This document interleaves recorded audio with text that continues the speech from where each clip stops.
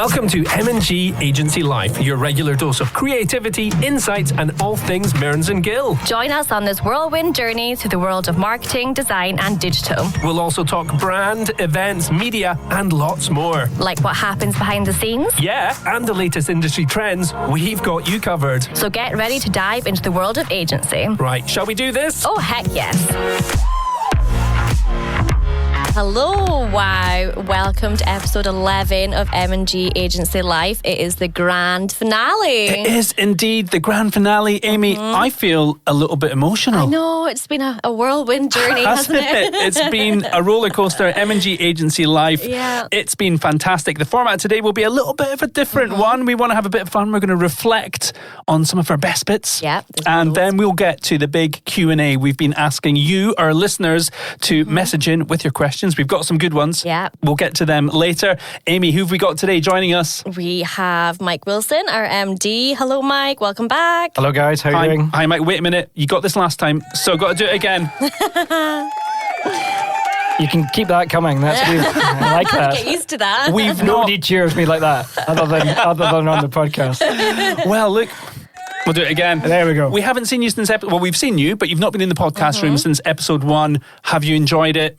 I think it's been fantastic. I think it's been a real insight into individual members of the team and the services that we offer, and definitely I kind of dive into who we are and what we do. I think there's lots more that could come in terms of maybe deeper dive into some of the services we offer, but I think as an overview, it's been absolutely fantastic. Really enjoyed it. Right, and from your side, there's nothing we've done on this podcast that's crossed the line too far.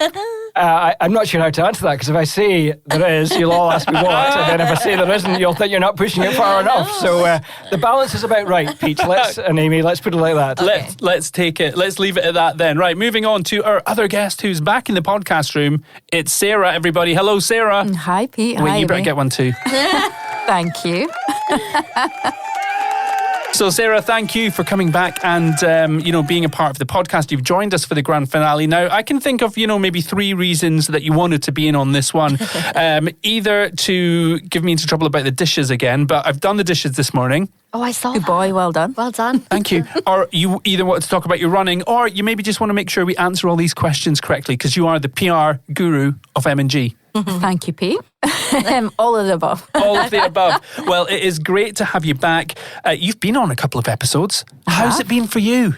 I've loved it. It's been really good. I've loved the insights. I mean, obviously, I know the team members inside out, work with them every day. But yeah, it's been great fun. I've enjoyed it a lot. And I guess, Aimee, how have you enjoyed it? It's been new. It's been very interesting. I've never done a podcast before, so it's been very But now you've done 11 episodes. You're a pro. I'm a pro now. You're a I think I could do this podcaster. all the time. Have you put that on your CV yet? I'm a podcaster. Not yet, but Okay, let's get it definitely should updated. Look, what I thought we could do today, first of all, to kind of get started, is play a few of our best bits. Take a little trip down M&G Agency Life memory lane. How does that sound? Yeah. Okay, so first of all, let's go back to the very first ever episode and the time I asked Mike if I could have a minibar. Listen to this.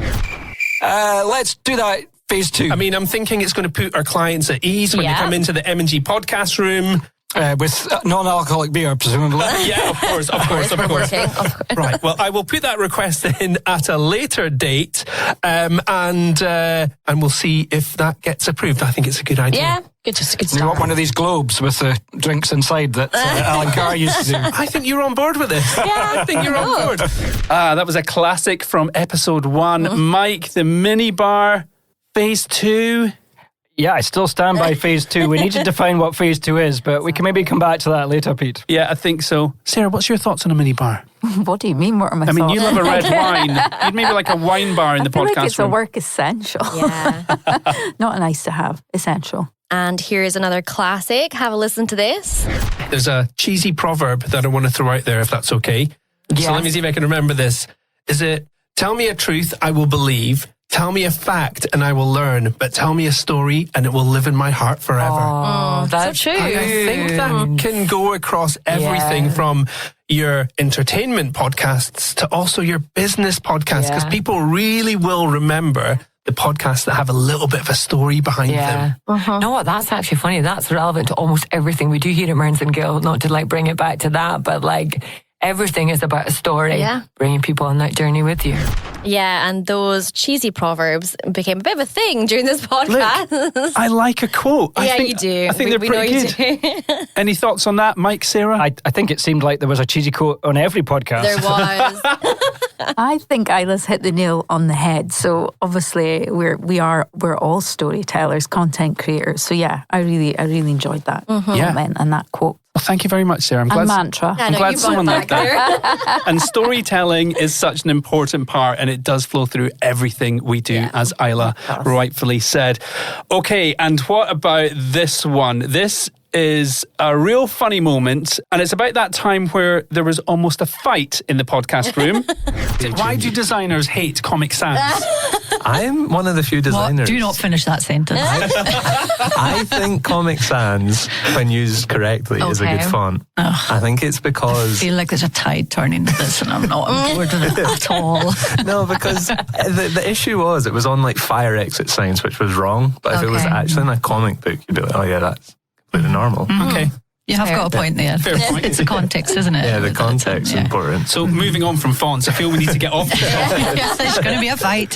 So I think it did remain a little frosty between Mary and Graham for a little period of time. But yeah, they were at loggerheads, but now they're the best of friends. You should see what it was like in the room. I was worried. Frosty. But you know what? Comic Sans, it does have its place, doesn't it? I agree. Yes. Yeah. So clearly you're all on Team Graham here. Oh, wow. Let's not go there. Yeah, that's a bit dangerous. And then we had our favourite moment from account management team lead. Andrew, what did you have for your lunch today? I don't know if that was in the plan of questions, Aimee, but actually today was Tesco's, just the meal deal, one of the salads, I think it was. Wait a minute, is this because you think your wife is listening?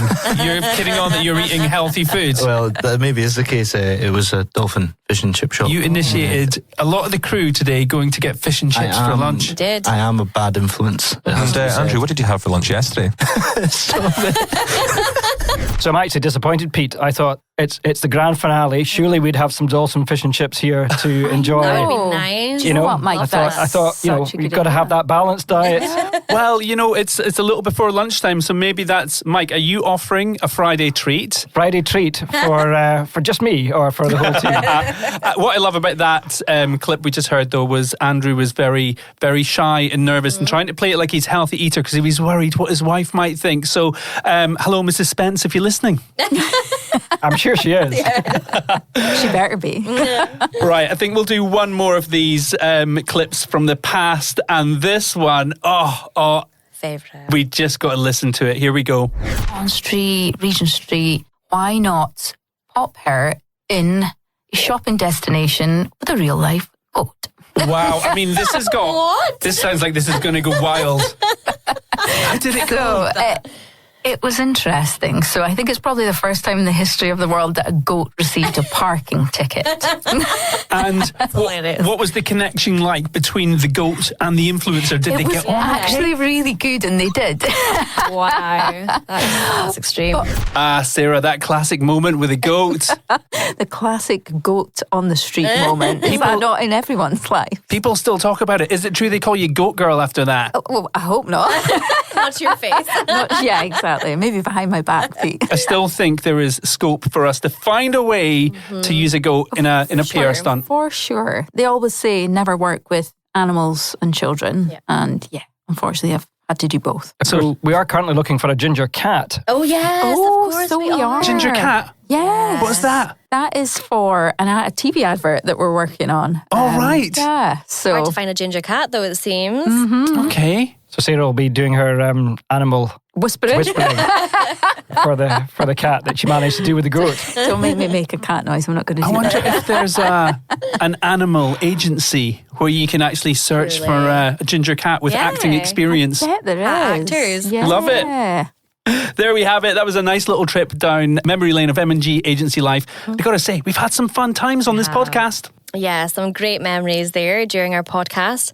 Now let's get to the Q&A part of our podcast, which is why we're here. So we've been asking our listeners to submit some questions, and we're going to be answering them today, which is very exciting. Yeah, we've got some great questions. We do indeed. So the first couple of questions actually are to you, Pete and Aimee, because it's all about the podcast. So right. We are going to ask the first questions of you. So I suppose the first question is, what was your goal with the podcast and how well has it been received? So I think there was a couple of reasons we wanted to embark on this podcast. We've started offering podcast production as a service to our clients. Yeah. So really a chance for us to showcase how good a podcast can be, and also it's a great opportunity for clients and other listeners just to get to know the team here at Mearns & Gill. And with me being a newbie, from a kind of personal point of view, it's been great for me to get to know the team as well. It's been a really good way to get to know anyone. Yeah, and I think from my point of view as well, I've been here for a little bit longer than Pete, but it's been a really educational thing for me to do as well, because although we work with so many of the team and we work on our own little projects as well, we don't really get to see the ins and outs of their job. So I think I learned quite a lot as well. So yeah, it's been fun. And in terms of how well it's been received, I mean, going by the stats, we've spoken about this before, we've had really good listeners, really good downloads across various cities and countries. And just anecdotally, I've had quite a few people just kind of mention it. Have you? What about you, Aimee? Yeah, I had a one guy recently who was like, I was just listening to another podcast in his car, and then he was like, then your voice came on my car, and I was like, oh God, sorry about that. I love it that he was like, I recognised you instantly, and I was like, oh. Sorry. Spotify will often do that though, won't it? It'll just go on to the next podcast that's maybe relevant to the previous one you've been listening to. Yeah. I love this, that we can turn the tables on I know, I don't like it. Back time. So a question from me, guys, is what advice do you have for a business looking to start their own podcast? So I think we probably spoke about this really early on in the podcast series, but first of all, get content ready up front. That's what I would say. Engage with ourselves, a good agency that knows what they're doing. But definitely just think about what your goal is for that podcast. You don't want to come across really salesy. Just kind of show your personality, get some good content, and, pick someone in your own business who can be the host, because you don't have to be a presenter to be a host. We've all learned how to do it. And, when I'm in the studio with clients, I can work very hard with them to direct and get the best out of them. But equally, we also have hosts, and also, don't be nervous about it. It's quite a fun piece to work on, isn't it? And the good thing about an audio podcast is we have the big pause button. So if we mess up, we can hit pause, we can have a chat about the next segment and break it down into small chunks. So it's not alive on the 6 p.m. news. It's not a live piece. A little more comfortable. So you should be more comfortable. And it's just a great way to reach perhaps a slightly different audience as well. You've stolen all my answers. Oh, sorry, Aimee. Well, you can answer the next one first, Aimee. So this came in actually on through the podcast. It was what has been your favourite episode so far and why? That's so difficult because I'm torn. I'm torn between... And you're also sitting across from two previous guests. Careful, but to be honest, I was going to say the events one just because it was my close team that I work with. I sit in the same office with them, so I can't really say otherwise. But it was really fun to have them on. But I think I'm torn between another two now. I'm so indecisive. But you need to pick one. I know, I can't pick one. I really liked the PR podcast, obviously, because it had some fab stories. I felt like it just really opened our eyes to what PR could be. And amazing kicking distance under this. Well, this is true. I'm like, ow, stop doing that. And then I think the design one was probably my favourite with Maddie and Graham, actually. I think I learned the most in that podcast because I know the least about design. And it was really good to kind of hear about their process and their mindset when they're going into meeting new clients and how they approach briefs and things. So that was probably my favourite one. Very diplomatic answer. You've basically said they were all your favourite. They were all my favourite. I enjoyed every single one. And you've also learned about Mary's affliction to Comic Sans. So I'll never mention that word to her ever again. She flinches every time you say it. Yeah. Pete, your favourite episode? Oh, do I have to answer this? Of course you do. I'm going to be diplomatic as well. Literally, they have all been so good for me because I've been involved in, kind of producing them and, doing a lot of the behind the scenes stuff. In terms of learning, I got a lot out of the digital marketing podcast, because for me, that's a bit of an unknown. PR, I really enjoyed your stories, Sarah. There were some really great stories out there. But yeah, it's so tough. Media solutions, obviously, is the department that I'm focused on. So, if I was really selfish, I would say that. But again, I just think we've had some really fun times. We've danced around that. They're all really nice in their different ways. Yes. Yeah. So listen again, people. Listen again. Exactly. Good advice. All right. Okay. So let's move on to some of the other questions that we've got. So we've got a few here that I guess are probably more Mearns and Gill focused and about our culture and things like that. So I guess we can put this out to everyone, but maybe Mike, Sarah, you might want to jump in first. From listening to the podcast, it seems that there is a great culture at Mearns and Gill. Do you lot ever fall out at work, working in such a fast-paced environment? Ooh, that would be telling. You can do that one, Sarah. I probably will, from a team perspective, Mike. The answer is no, we never ever fall out. As you say, ultra fast-paced agency. I guess, people can get stress from time to time. We work to some crazy deadlines. We obviously try to do the best by our clients every time. So if something comes in with a super fast turnaround, we try our absolute best to do that. But everyone's on board for the same reason, and everybody wants to support the client. So we always do what we can as and when we can. But as a collective, I don't mean to sound cliche, but we're like a big happy family. A dysfunctional one, but it sounds cliche, but everybody gets on fabulously. And if anyone needs a timeout, they just take themselves away and have a coffee. We all know each other so well, and we've all got really different personalities, but I think the team just gels. And quite often we use our office pets. Betty Yeah. Hope. The dogs help. Lie on the floor with Betty Hope, it makes everything better. Doesn't it? The therapeutes are, we've got our coping mechanisms. Yeah, and I think I'll probably echo what Sarah's going to say. I think especially if we get quite a quick turnaround, like a request for a quick turnaround, or quite a big job that's just come in and we're like, oh God, how are we going to do this? The team is always on board to help. And sometimes I feel personally, sometimes if I feel bad asking a lot of other people, but honestly, you go upstairs and if I've got like a really, really quick turnaround or like design job or something, like Mally's literally just like, send it through. We'll pop it in our Trello board and we'll get it done. It's absolutely no problem. You leave thinking, I feel so much better now. Everyone is just so on board to help you, which is really, really nice. And it's probably never anything I've really experienced in a workplace before. I feel like everyone has normally got their own workload, and they're like, I'm not willing to help anyone else because I'm so busy. But it's the complete opposite here. So. I think everybody's been in that boat, exactly. So everybody knows how it feels if you've got something that's tricky or you're trying to turn something around. So as a collective, everyone just comes together and gets it done. And you know what? That's agency life. Sure is. For this next question, I want Mike to ask this question to himself. It came in through fan mail on the podcast platform. Sarah, if you can pass the laptop over to Mike. This came in from an anonymous listener, Mike. You want to read that question out loud and give us your thoughts. Okay, it says, I've enjoyed the podcast and have a question for Mike, the MD from episode 1. Oh, that's you. Curious to know if Pete will get that minibar in the podcast room and what needs to happen to get to phase 2. Oh. I mean, that's a good question. Yeah, it's a very good question. So I'm gonna give you a straight answer. Phase 2, unfortunately, Pete and Aimee, phase 2 is about how the podcast services are growing and developing, rather than series 2 of our podcast. So we need to define what phase 2 is. So maybe the listeners can help in terms of, is it number of listeners to this podcast? Is it the number of clients that are using our podcasting services? But would a minibar attract more clients? I think it would.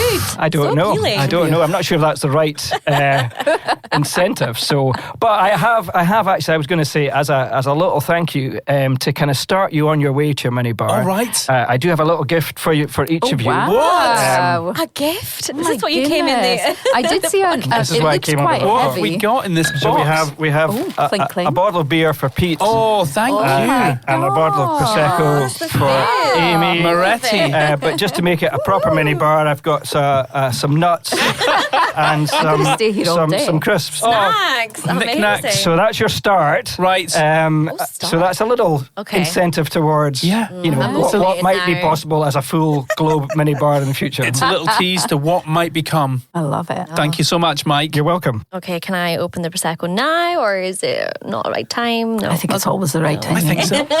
One more question, maybe. What are some of the changes you've noticed in the world of agency in recent times then? Okay. I'll maybe take that one. So I guess we're obviously very much digitally focused, and the speed and pace of things, I guess even over the past couple of years, is just, it's so fast now. And obviously we've got the inclusion of AI, ChatGPT, so tools and things that help us in our jobs too, to support the client. But yes, speed and delivery time, I think, is something that has probably changed quite significantly from my perspective, from a PR and comms perspective. Gone are the days when you would stick to the print times of the paper. That is just a completely different world. I've done this for over 2 decades. And, news is so instantaneous now. Everything's live. So you're not you don't have to stick to those original deadlines that we had decades ago. So I guess from a client perspective, it's good as well, because it allows us to get news out as and when. So yeah, benefits from that too. Yeah, it's changed a lot of our jobs. And I guess as far as just general agency, 2020 changed everything. And now kind of we do a lot more kind of remote working and things like that. Although it seems that a lot of us tend to work in the office to get that kind of over the desk chats and things like that. Yeah. I hybrid work. So I work, I'm actually called I better not say that word actually on here. I work Tuesdays, Wednesdays and Thursdays in the office. So there's an acronym that accompanies that, but we won't go down. But I like to be in the office in person. We obviously bounce off of each other as a team. Ideas, you'll never replace face-to-face, but I do enjoy that change in agency. It allows me to have like a really nice work-life balance too.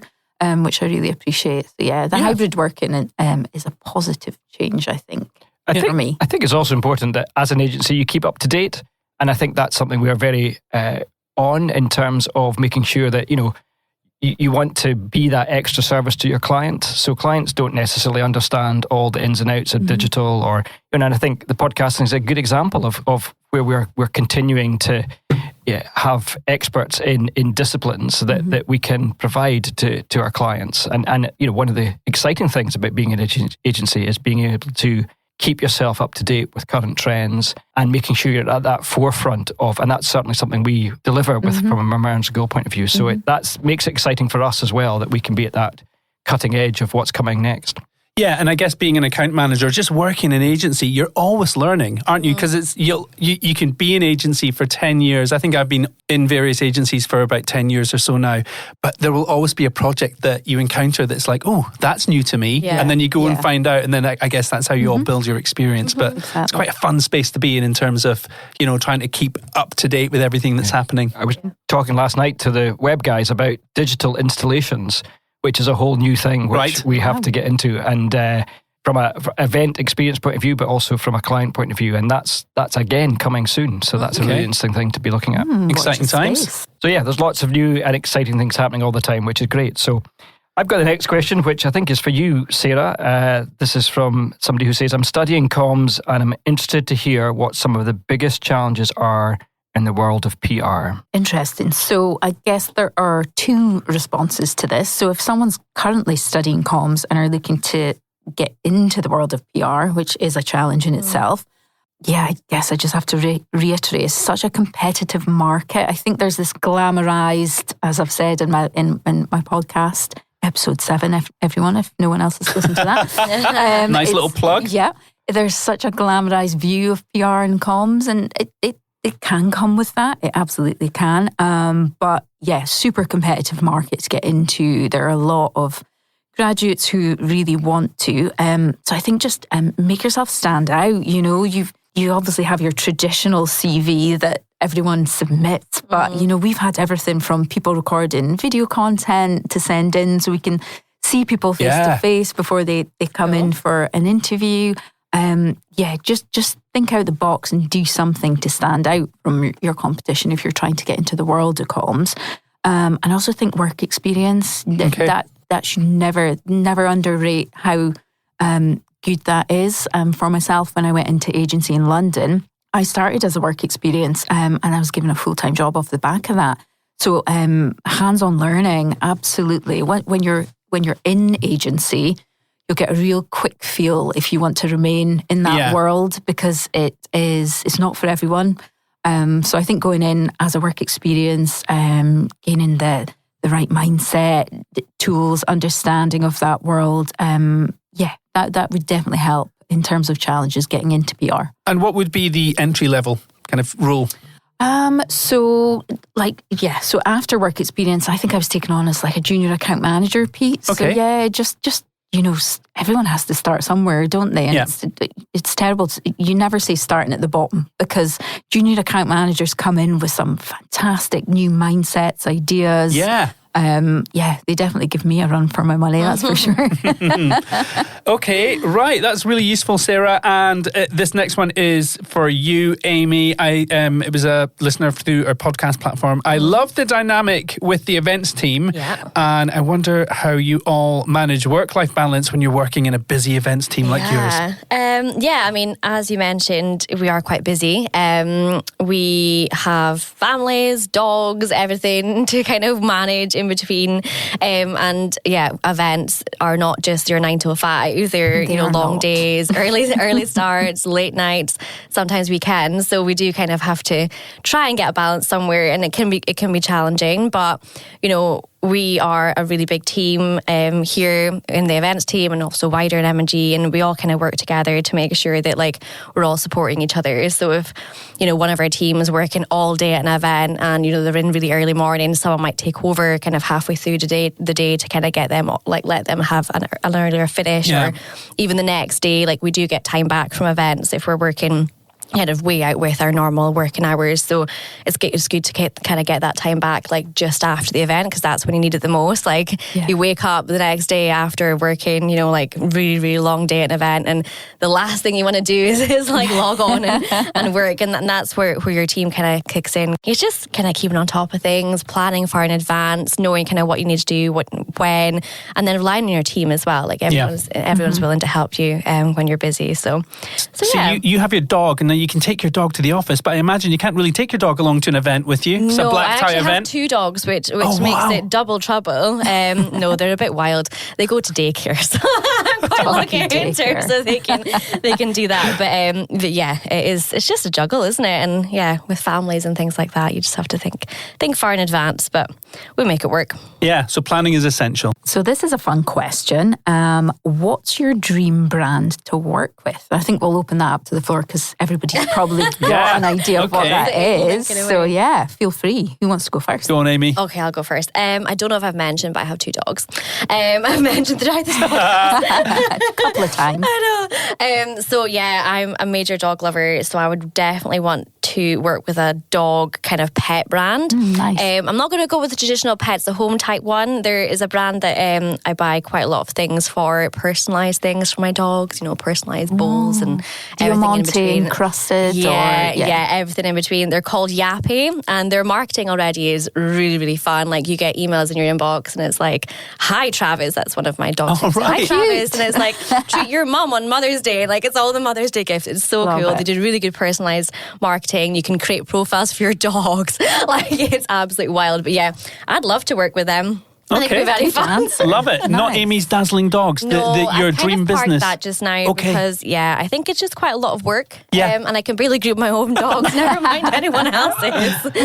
Okay. Who else? Sarah. Go on. Okay. I'm going to go. So I'm going to kind of flip this on its head a little bit. My dream brand would be an unknown, so that I can then make it into this. Wow, you like the challenge. Brand. I do, and I'm probably going to go back to my fashion days again. So for me, taking a fashion student from Central St Martin's, which is one of the best design fashion schools in the world. Okay. That's London based, but some of the best. The alumni and the roll call from that school is phenomenal. It's John Galliano, Alexander McQueen, Stella McCartney, but they all started out as completely unknown students, honing their craft. So yeah, for me, I'd love to get behind a fashion student with an up and coming brand and make that something. So yeah, call for all the fashion students. If you want some PR support, give me a call. There we go. And Mike, I think I'm kind of a bit with Sarah on this. I think it's any business that actually really wants to, be exciting with their brand and actually take a few risks and be creative. I think that's where we love is somebody to come in. Doesn't actually matter what industry, if they're willing to be creative and actually, I suppose, put some value in the brand rather than just see it as a logo. I think you need that client. And then I think you can have a lot of fun, a lot of creativity, and a lot of results. So I don't have any particular allegiance to any particular brand, but I think it is around, just let's have some fun with it. Let's build something with you. And that create, I'm not creative, but the team here are, and the ability to be creative and really do some fun stuff, but some stuff that works for your client base, I think is that would be my dream brand. Yeah, and it's sometimes for a client is to have that trust in a good creative agency and actually kind of take their thoughts on board. Sometimes from a client it might seem a little bit risky. The brand I was going to choose is Red Bull. And that's actually a great example because if you look on their Instagram, you will not see one shot of their product. You will not see one can of Red Bull. They don't show big images. They'll show people jumping out of planes. They'll show, guys on BMXs or whitewater kayaking and stuff like that. And for me, I just think they've taken ownership over this adventure sports world. I think that'd be such an exciting product to work with. Yeah, they've really carved out a niche there, haven't they? And like you say, you don't see the product, but it's active, adrenaline fueled. They had someone jumping out of a spaceship, did they? Yes, that's right.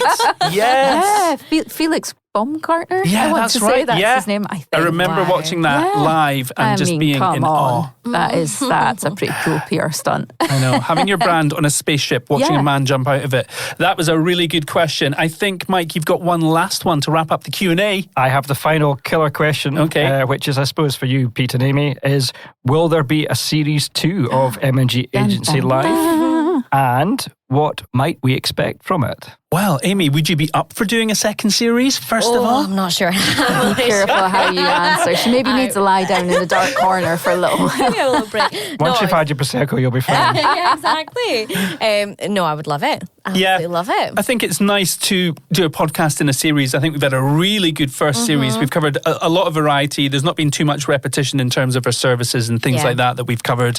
A series 2 would be really interesting. I think we take a few months off and we regroup and, we think about, what could we do differently? And there's been some kind of initial thoughts on it.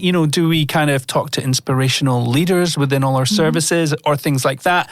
Who knows? Is it something more client focused? We've got a lot of interesting clients that have a lot to say about some of the services and products that we offer. So I think there will be a series 2. And what I would say is if you hit follow or subscribe on your podcast platform, you will be notified when another episode drops. Fabulous. And there might even be a bonus episode before we get to series 2.